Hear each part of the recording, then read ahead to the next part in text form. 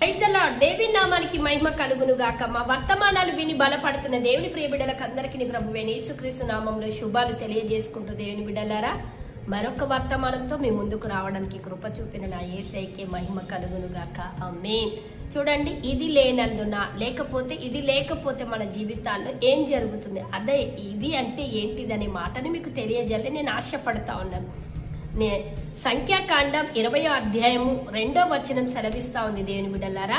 మరి ఇశ్రాయేలు ప్రజలంతా పోగయి, సమాజం అంతా పోగయి మోషే మీద మరి నీళ్లు లేకపోయినందున వాళ్ళు సనిగెను గునిగెను అనే మాటను రాయబడింది.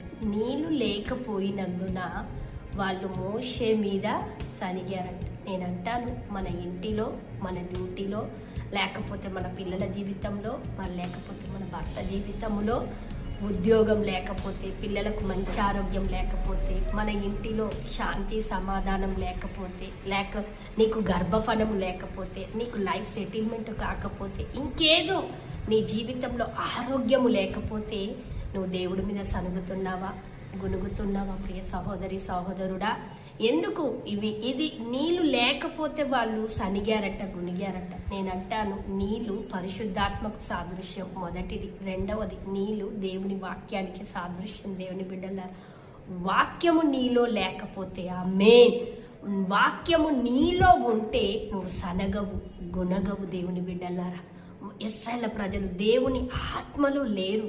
సేవకుడు ఉన్నాడు, సేవకుని మాటలు ఉన్నాయి, కానీ ఆత్మలో వాళ్ళు లేకపోయారు. గనుకని సనగడము గుణగడం ప్రారంభించారు.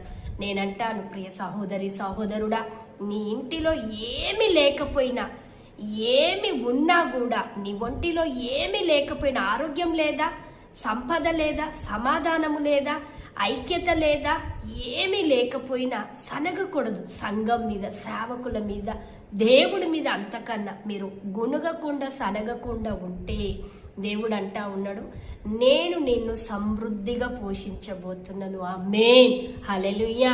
దేవుడు మాట్లాడుతున్నాడు. నీళ్లు లేనందున వాళ్ళు సనిగారు. వాక్యము లేకపోతే మనం సనుగుతూ గునుగుతూ ఉంటాం. గనక ఈ రోజు దేవుని వాక్యము చేత నువ్వు నింపుకో. నీకు ప్రతిదీ సమృద్ధిగా నింపి నడిపించి బలపరిచి నీ కుటుంబాన్ని ఆదరించే దేవుడుగా ఉండబోతుండు. ఆమేన్. దేవుడి మాటను దీవించి ఆశీర్వదించునుగా.